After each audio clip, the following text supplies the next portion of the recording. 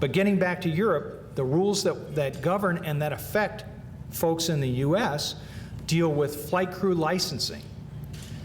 For those that train in our world, that train in the great aircraft that are produced in this city, the cost of training could go up dramatically unless there is reciprocal recognition between the US and Europe about how we train pilots. The treatment of N-registered, US registered aircraft in Europe. New procedures for flight operations for general aviation. And also aircraft, basically continued airworthiness and aircraft suitability certificates. There's a different philosophy that the European Regulatory Agency wants to take for the life cycle of aircraft over there in Europe that basically says manufacturers are going to start dictating how people have to train on the aircraft, not just the operator. That's very important. And then obviously the big gorilla over there as well is the emissions trading scheme that is going to basically take effect at the early part of the next decade. And once that emissions trading scheme comes into effect, it has great impact on the rest of the world and the ability for us to be able to figure out how fees are collected and what part of the earth you fly over that those fees are being collected from. In the European model right now, states will have the ability, or states or countries themselves will have the ability to go and tax above and beyond that emissions trading formula that they worked out within the EU. That could be very dangerous, just as I pointed out, for states within the US. So we're very concerned about that, and we're trying to work with the European Parliament to be able to recognize the primacy of the ICAO organization up in Montreal. That when we find and we attack that climate change regulation, we need to attack it on a global level because it is a global issue. And that is a very strong stance that the U.S. has had up to date, and we're hoping that the Obama administration takes the same stance as we move forward with environmental regulation with our partners in Europe. And now perhaps the biggest issue out there, that issue where we are as an industry under attack, and that is the public perception of general aviation. And it's not just the public perception, it's the perception within the mainstream press and a lot of legislators up on Capitol Hill. Now again, I think it's just astonishing that we even have to talk about this. Can you imagine talking about an industry that pumps into the economy at a level that makes it the shining point of manufacturing within the U.S.? Of all the manufacturing industries, general aviation manufacturing is a leader and gives us in the U.S. a very positive balance of trade. We employ 1.2 million workers into this economy. Last year, over 45% of the revenue generated by aircraft sales by U.S. manufacturers was revenue generated from overseas sales. Can you imagine that we would have to defend our industry with those kind of numbers? Now, it's perplexing to me that in this economy where we acknowledge that everyone is hurting, and we also acknowledge that we have bad actors. We have bad actors that have used our aircraft, and it's important that we all acknowledge that. You know, there are bad corporate players out there that have used this aircraft. I think Roger just used a term where I was sitting there that I've heard a few people use, you know, that private barge out there. Yeah, there's a few of them out there. But just as there are bad politicians and bad reporters in that, there's bad actors in our world. But do you taint a whole industry, an industry that's producing jobs, that is producing that economic activity, do you paint everybody with that brush because of those few bad actors? Absolutely not. And if the president can go to Elkhart, Indiana, and talk about the travails of the RV industry, now that's the recreational vehicle industry, okay? Now, I love RVs. I have had great times in them. When I go to Oshkosh every year, we rent one because they're a great tool. They're a lot of fun. But it's not exactly the greatest export product that we have in this country, and it is for recreation.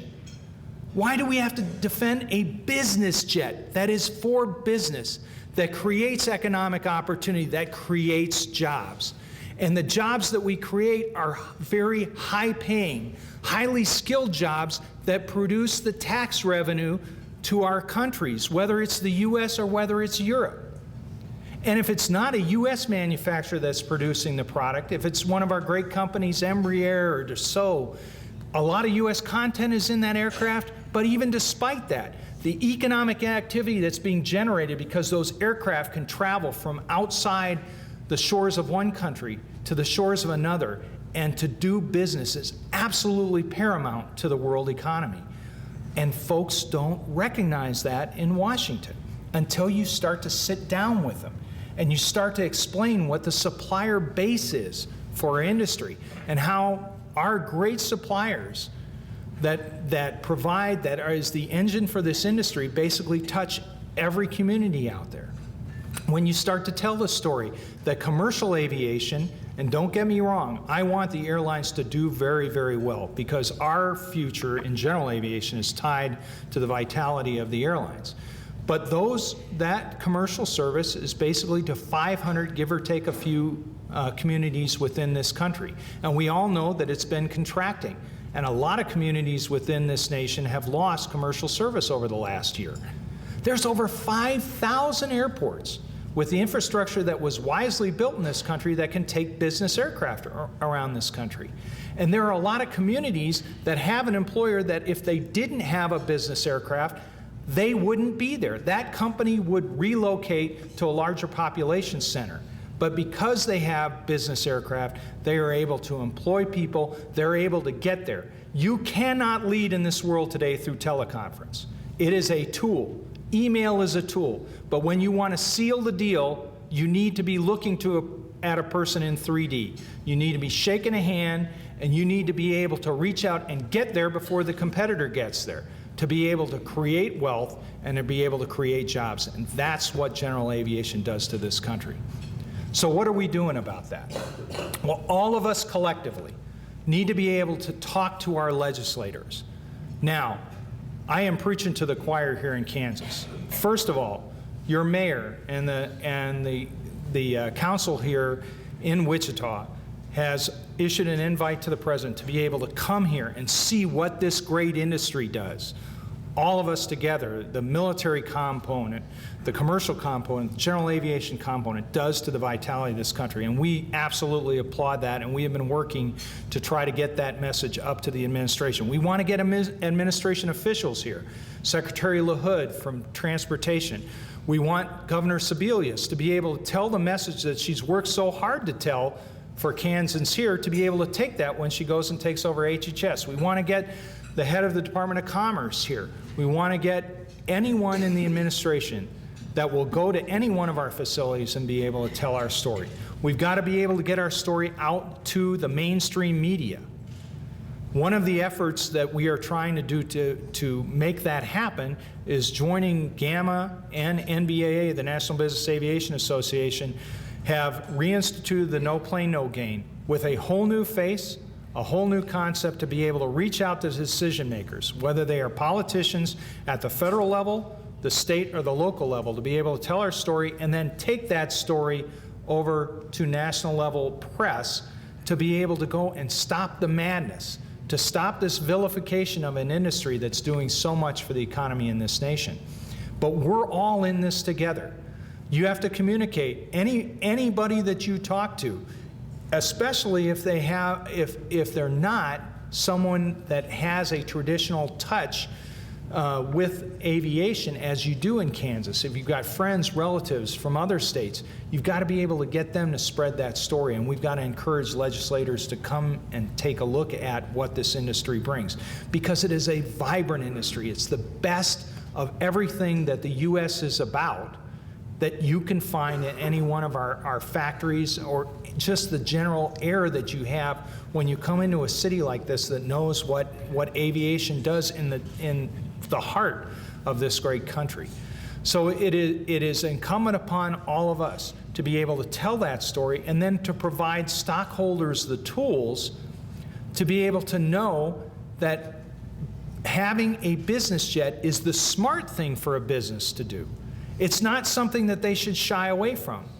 It's not something that anybody should hide or hold their head about having in their company.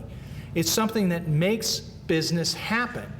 And we welcome the scrutiny that the President has given by the fact that anyone that accepts the Trouble Asset Relief Program funds out there has to basically have their board verify why they use a business jet out there. We're not afraid of that because we know it's a very positive, good story.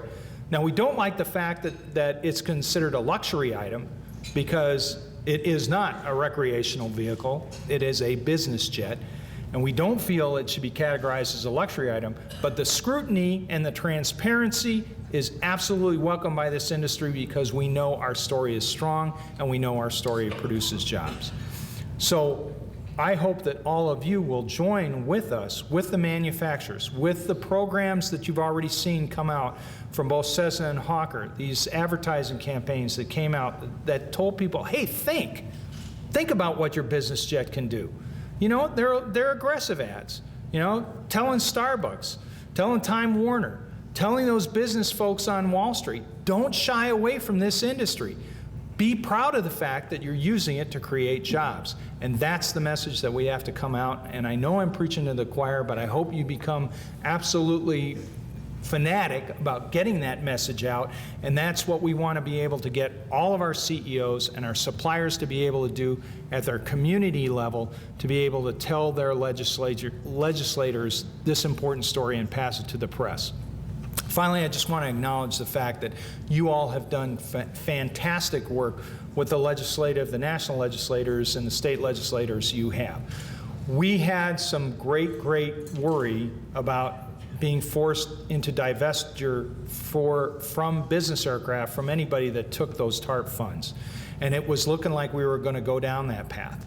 And this delegation, whether it was the governor, whether it was Dennis Moore up in Kansas City, who's on financial services, played a key role, whether it was Todd Tiahrt, whether it was Senator Brownback, absolutely, when we can talk and Senator Roberts and Senator Brownback can go and talk to Senator Biden or now Vice President Biden and say, come to Wichita and see what this is all about, those type of things absolutely help. And this delegation is one that's at the forefront of being able to push aviation, and I hope that you encourage them and make sure that they keep telling that story in every place that they can go.